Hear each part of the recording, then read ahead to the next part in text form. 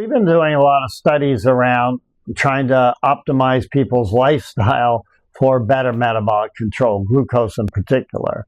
And so we actually put on a group of people a smartwatch so we could track their activity. They were wearing a CGM so we could track their glucose, and they were doing food logging and other things. And they were also metabolically subphenotyped.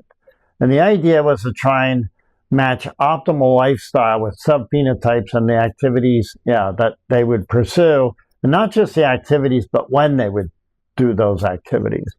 And so what we discovered, for example, some of this is well known. Have your first big meal in the morning. That's better than if you have it late at night. You should not eat for 3 hours before you go to bed. If you are going to eat a big meal that spikes you, take a brisk walk, and that'll actually suppress that spike. Usually 15 minutes, 20 minutes will do the trick.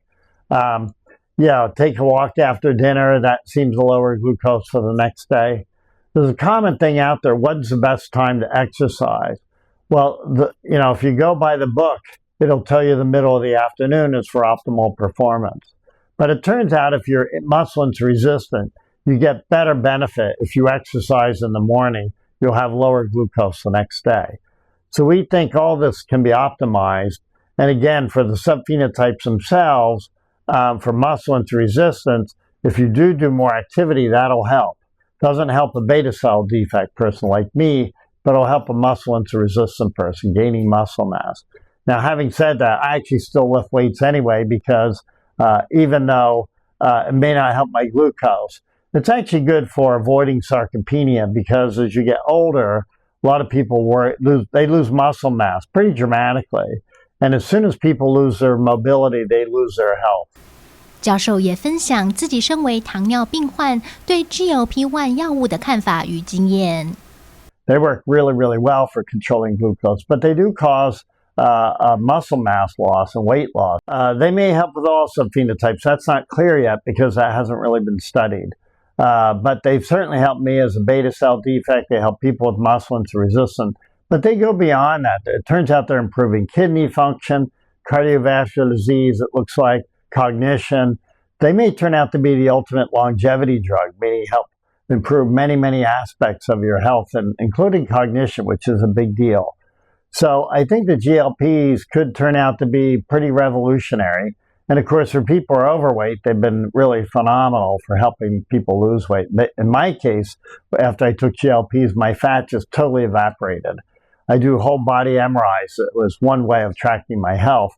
And I could see that all my fat just disappeared. I'll be the coldest guy in the room now. In fact, I wear sweaters because I do get pretty cold pretty quickly, which I never used to do. That's thanks to the GLPs. They're fairly new drugs, so I don't think we fully know like their 20-year effects and things like that. But all the signs right now are looking very good. So we know for the short term, say 5 years or so, some people have been on them that long, things have gone very, very well.